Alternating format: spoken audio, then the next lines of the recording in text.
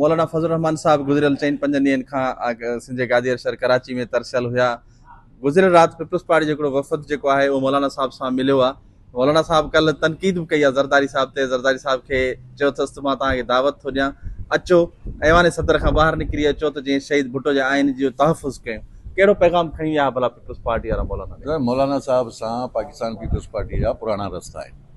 मौलाना साहब सां जेको आहे गाए बगाए उन सां मुशावरत थींदी रहंदी आहे।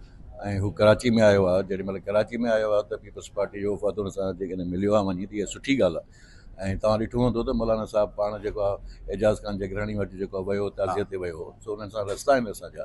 असां हाणे जेको आहे उहो हिन GB इलेक्शन ऐं आज़ादु कश्मीर जे इलेक्शन में उहे असां हिक ॿिए सां इतिहाद कयो आहे ऐं कुझु सीटुनि ते असां हुनखे सपोर्ट कयो आहे, कुझु सीटुनि ते हुननि असांखे सपोर्ट कयो आहे। सो इन करे असांजूं ॻाल्हियूं हमेशह हलंदियूं रहंदियूं।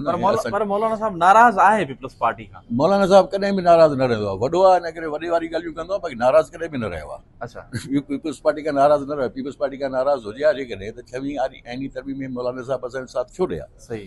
सो इन जे करे असां हू हिकु ज़ीरक सियासतदान आहे, हुनखे ख़बर आहे सॼी उमिरि हुनजी जेका सियासत में गुज़री आहे ऐं जेको आहे पॉज़िटिव पॉलिटिक्स हुन कई आहे, अवामी पॉलिटिक्स कई आहे ऐं हिकिड़ी लेगेसी आहे सॼी मौलाना मुफ्ती महमूद खां वठी JUI जी।